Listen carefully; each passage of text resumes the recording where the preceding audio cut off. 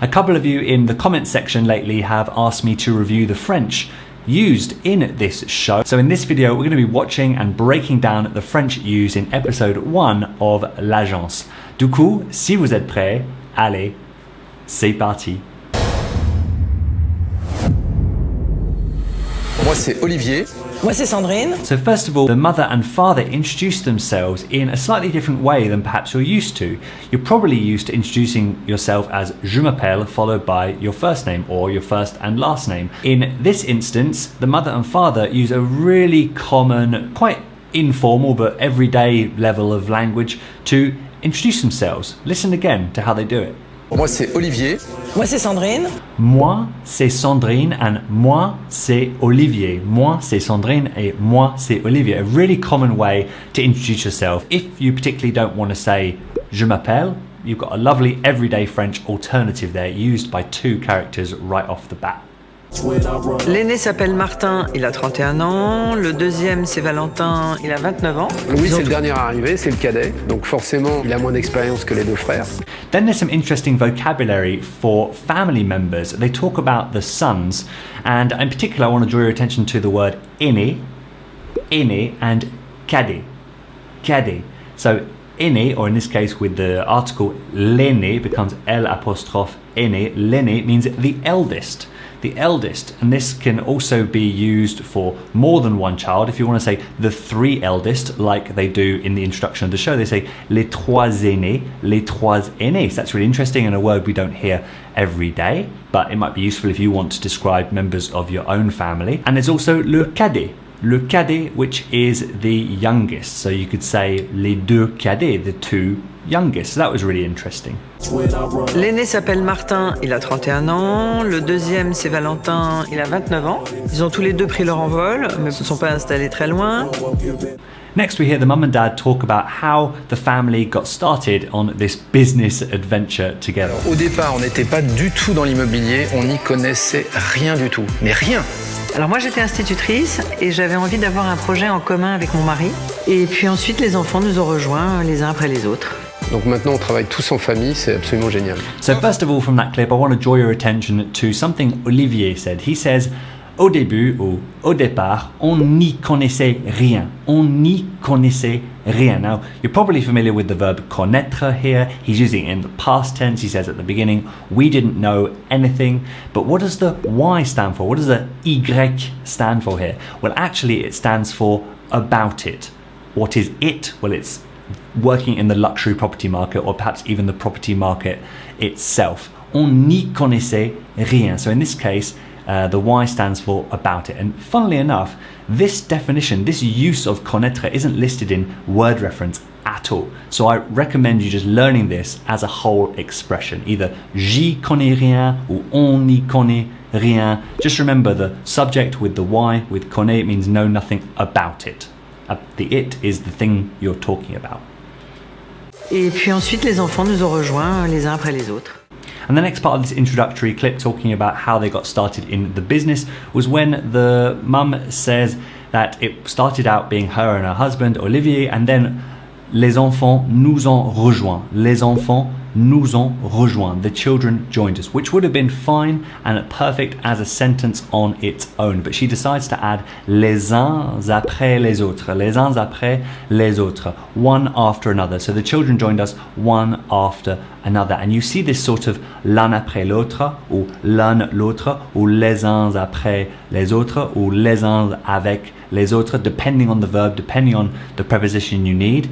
This gets used in various different contexts in French. But you need to know that if you're talking about multiple people, it's going to be les uns or les unes if they're all feminine.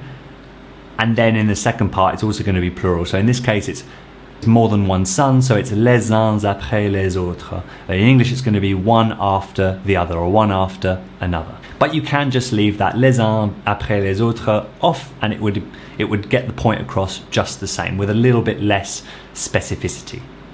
So in this next clip, Sandrine is meeting with a new client to whom she hopes to sell a very luxurious property because she has a very healthy budget, and she starts off by asking her a question about her business. C'est quoi une journée type en fait pour une journée working type girl comme vous dans la lingerie? Mon rôle de chef d'entreprise, je crois que c'est de régler 10 problèmes par jour.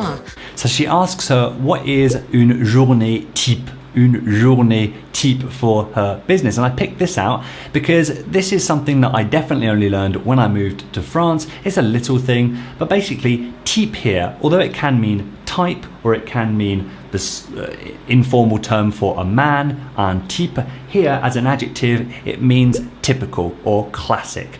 What is a classic day, or what is a typical day for you? You can replace this by typique, but here she goes with something very common, and as far as I know, it's not informal, it's not slang. You say une journée type. After all, this is a formal business meeting. So une journée type, and I like that, and I hear it quite a lot, but I still don't tend to use it very often. It doesn't come to me quick enough. Then Sandrine talks to us, the audience, about how and why she runs these first meetings with new clients, and she uses a franglais word, le feeling. Quand je prends la demande d'un client, je n'écris rien, je ne coche pas de cases, je ne fais pas remplir de fiches. Acheter un appartement, c'est pas acheter un pain au chocolat. C'est tout un chemin qu'on va parcourir ensemble. Donc s'il n'y a pas le feeling, voilà, on n'arrivera pas à créer cette confiance entre nous. So that's just to point out to you that there is plenty of franglais in everyday French. She says, s'il n'y a pas le feeling, ça ne marche pas, or something like that. Basically, if it doesn't feel good, if we don't vibe with each other, if there's no chemistry between us, then no business is going to get done anyway. So I don't make her sign something from the very beginning. C'est tout un chemin qu'on va parcourir ensemble. Donc s'il n'y a pas le feeling, voilà, on n'arrivera pas à créer cette confiance entre nous. Now here in this clip, the client Lisa, she uses a construction that in English we know as either something or something or something or something. But in French they have one word to cover both of those parts. In English it's either or. In French they say soit. Qu'est-ce que vous recherchez aujourd'hui et pourquoi vous voulez déménager? Aujourd'hui, les bureaux, c'est beaucoup trop petit, il me faut plus grand. D'accord. Et la maison, pareil, on veut changer. Donc, soit on a une opportunité d'avoir quelque chose de rassemblé, ce qui de plus en plus se fait, soit deux endroits différents, mais vraiment très proches. She says, soit on a une opportunité de quelque chose à rassembler, soit deux endroits différents. So you can do this in French where you can just add as many soit as you like, and it basically is like either or, which is quite cool. But you can also say in French soit and then ou. You can, both are legitimate, but here, very French, very common to hear soit. Now, if you're saying to yourself, oh mon Dieu, when is my French ever going to be at this level? I want to say to you, slow down, it's okay, take it one step at a time. But when you get to an intermediate level, it can seem like there's so many things to learn, and that is the place where so many people get caught out and get discouraged. Now, I'm happy to say, I have a guide and a workbook which contains my 4-step methodology for getting past the infamous intermediate plateau and get you on the path to consistent progress and increases in confidence when speaking the French language. You can get a copy of it at the end of this video via the link down in the description. But back to l'agence, and in this next clip we see another tidbit of everyday French. On a tellement l'habitude de mixer notre vie pro avec notre vie perso que c'est devenu notre quotidien. So we hear the second son here, Valentin, I believe his name is, telling us that they're so used to working and talking about the personal lives all at the same time that they just chop and change automatically without it affecting the quality of their work. But when he talks about professional life and personal life, he doesn't say notre vie professionnelle et notre vie personnelle. He says notre vie pro et notre vie perso. Notre vie pro et notre vie perso. Really common abbreviations of professionnel et personnel. And I also hear quite regularly the abbreviation of personnellement before giving an opinion or before giving some information about yourself. Personnellement also reduced to perso. So perso, j'aime pas ça. Perso, c'est pas pour moi ça. For example. So notre vie pro et notre vie perso. Alors, la date de naissance. 13 février 1934.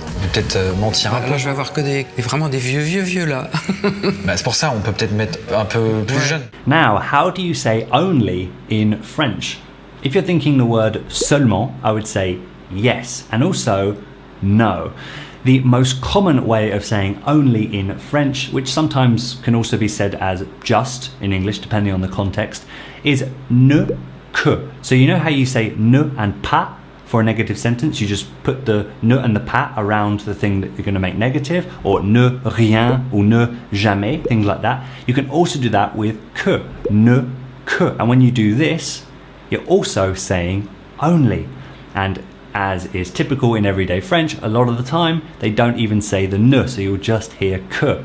So if this is new to you, you're going to start hearing it a lot, and it actually means only or just. In this clip, the grandma of the family is saying je ne vais avoir que de vieux là, and she's talking about old men on dating sites that she's been signed up to by her grandsons. Granted, it's a bit hard to hear in that clip, but I've played it several times and you have the subtitles there to confirm it. Je ne vais avoir que de vieux là. Alors, la date de naissance, 13 février 1934. peut-être mentir un peu. Là, je vais avoir que vraiment des vieux là. So I'm just going to have the old guys there. I bring that up because ne que is really not known by English speakers until you've been exposed enough to the language, or like me, you moved to the country when I started hearing it.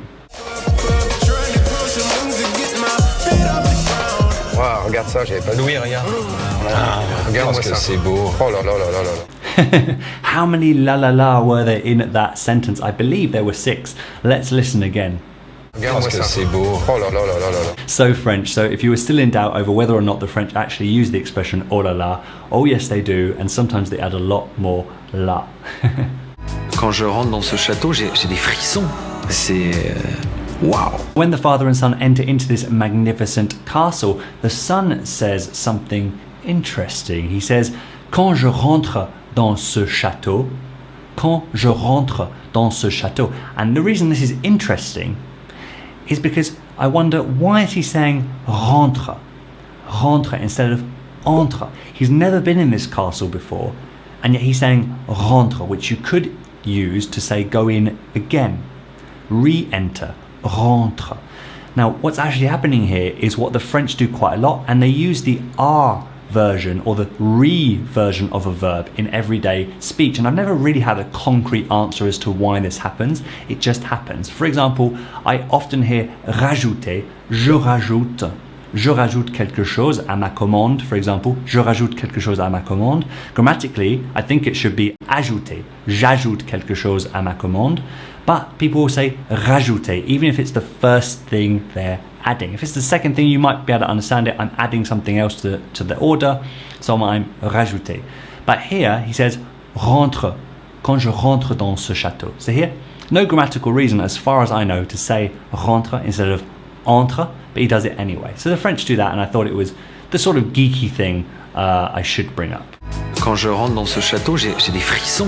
C'est wow. Now at the end of that same sentence, he says, quand je rentre dans ce château, j'ai des frissons. J'ai des frissons. And this is a word you hear a total of 3 times in the episode. So there's that time, and then there's... C'est dingue. Même au bout de la 5e visite, j'ai encore des frissons. And then there's... Au début, je ressens aucune onde négative.